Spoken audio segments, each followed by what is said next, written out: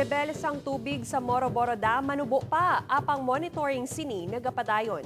Samtang RDRMC wala sang may na-record nga pagbaha sa Panay kag Guimaras sa piyak sang maulanon nga tiyempo. Inigitutukan ni John Sala. Siyam sa 13 ka mga gate diri sa Moroboro Dam sa Banwasang Dingle ang ginbuksan na sang gatekeeper. Humalin kaina sang aga. Wala untat ang pag-ulan-ulan subong diri sa probinsya sang Iloilo tuga sang LPA ngayara sa sulod sang Philippine Area of Responsibility kag tropical cyclone nga na monitor sa Guasang Par. Sa karon yara pa lang sa 23.40 meters ang tubig sa dam.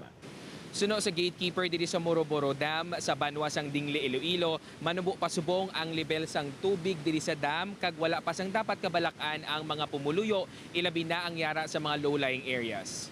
Kaya na sang aga, ang tubig nalabot 2370.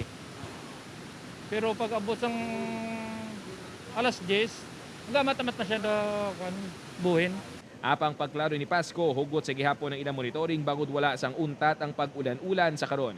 Kung magsige ang ulan dito sa taka sa bukid, hindi tama siguro base magsaka pang tubig pero sa subong daway pa sang magisaka na. Samtang sa monitoring naman sang RDRRMC, wala sang area subong sa Panay kag Guimaras ka naka-eksperyensya sang pagbaha. Mayara sa karon sang 363 ka mga barangay sa rehiyon nga ginamonitor ang RDRRMC bangod makabig ang mga ini nga flood kag landslide prone areas. Diri naman niya sa may Panay, particularly sa may Aklan, Antique, kag Capiz, kay amuni ang naga-experience ng pagulan halin kahapon. So far, wala man kita mga reported na mga flooded areas. Apang sa Piak City naka-alertos gihapon ang mga MDRRMO sa bugos nga rehiyon sa posible halit nga dalasang malain nga tiyempo.